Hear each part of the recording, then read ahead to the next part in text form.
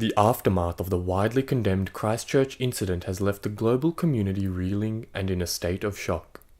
However, in the days following this, many communities, religious leaders, politicians and media presenters have been voicing a common message: to stand together as a global family and not let fear overtake us in this time of tragic loss and shock.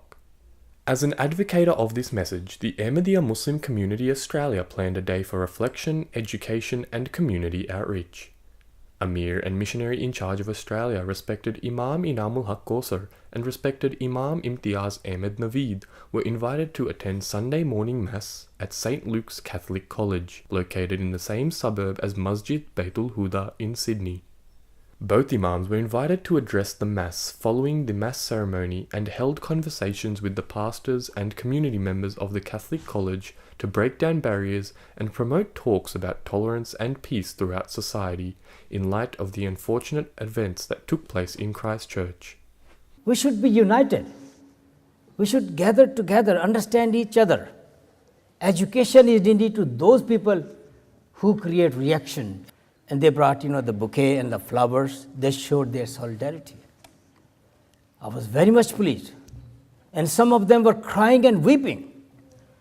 Their tears are very precious in the eyes of God. They were not Muslims, but they have shown love. This is what God wants to see you in the hearts of everyone. In the afternoon, the Ahmadiyya Muslim Community Australia held vigil prayer services across the country, including Adelaide, Brisbane and Sydney. This was to mark a day of unity and prayers for the people of Christchurch and New Zealand and break down barriers between people within the Australian community.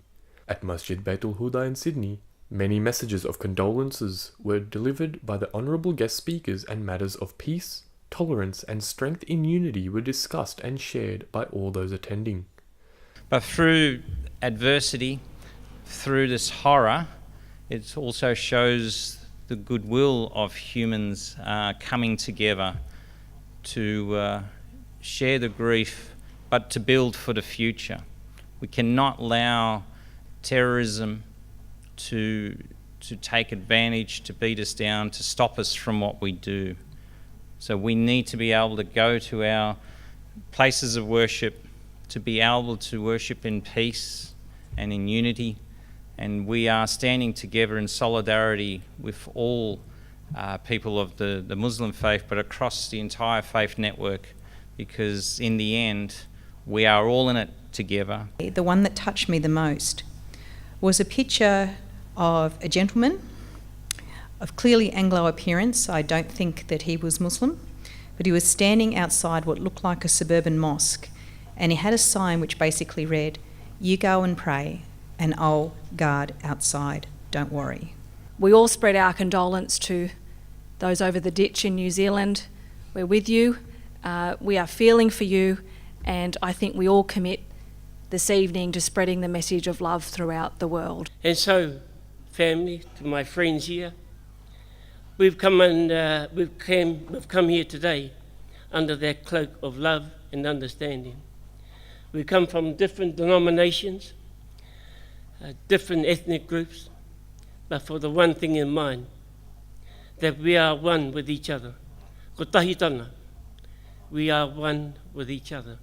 The program concluded with silent prayers for those affected by tragedy in New Zealand and for world peace.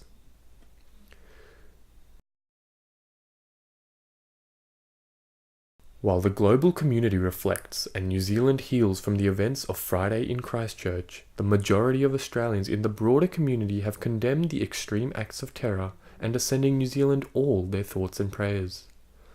Talks of tolerance, peace and unity resonate throughout communities as the global community comes together to stand firm against such acts and support New Zealand in their time of need.